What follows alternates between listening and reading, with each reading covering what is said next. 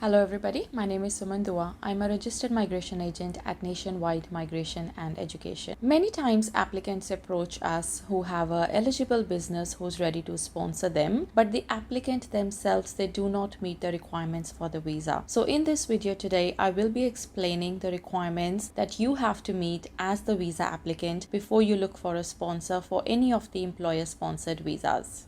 There are three types of employer-sponsored visas available in Australia, so I will be explaining the requirements that the visa applicant has to meet for each of these employer-sponsored visas. Let's first look at the 482 Temporary Skills Shortage Employer-Sponsored Visa, as this visa has the least requirements that the visa applicant will have to meet. So for a 482 visa, your occupation could be on the MLTSSL or the STSOL list. So if your occupation is on the MLTSSL, so usually you are eligible to get the visa for 4 years. If the occupation is on the STSOL, which is the short-term occupation list, then you are eligible to get the visa for 2 years. Now, for this visa, you need to have the skills required to work in your nominated occupation.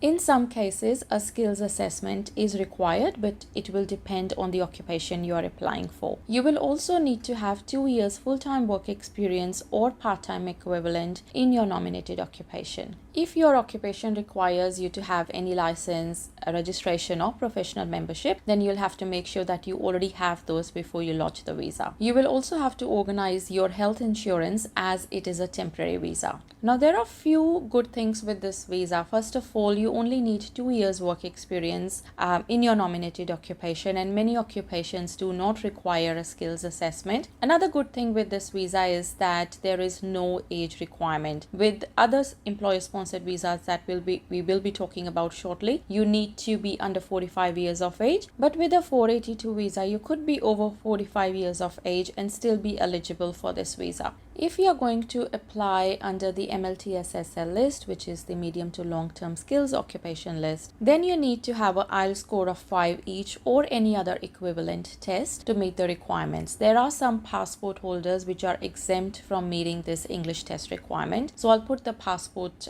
countries on my screen now. If you are going to apply for a 482 visa under the short-term stream, then you only need overall 5 and minimum 4.5 in each component of IELTS test or an equivalent test. Again, there are some passport holders which are exempt from giving this English test.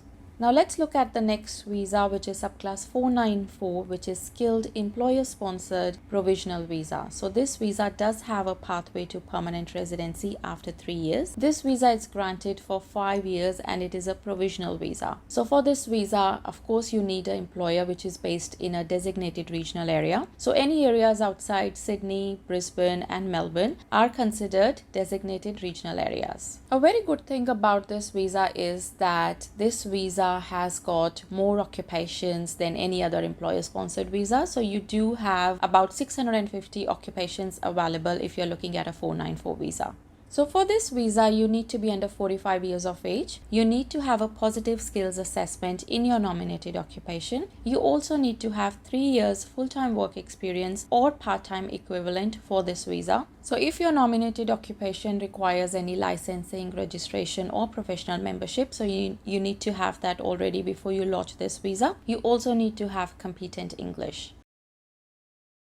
For the grant of this visa, you will also need to meet the health and character requirements. So sometimes what happens is if your occupation is not available under 482 or 186 direct entry stream, especially if your occupation is on the short-term stream or on the regional occupation list, then you could go for the 494 visa. Now let's look at the next employer-sponsored visa, which is the 186 direct entry visa. So for this visa, your occupation needs to be on the MLTSSL list and your employer could be based anywhere in Australia. So as the visa applicant, you need to be under 45 years of age. You need to have a positive skills assessment in your nominated occupation. You also need to have 3 years full-time work experience in your nominated occupation. You will need to meet any mandatory licensing, registration or professional membership requirements, and you will also need to have competent English.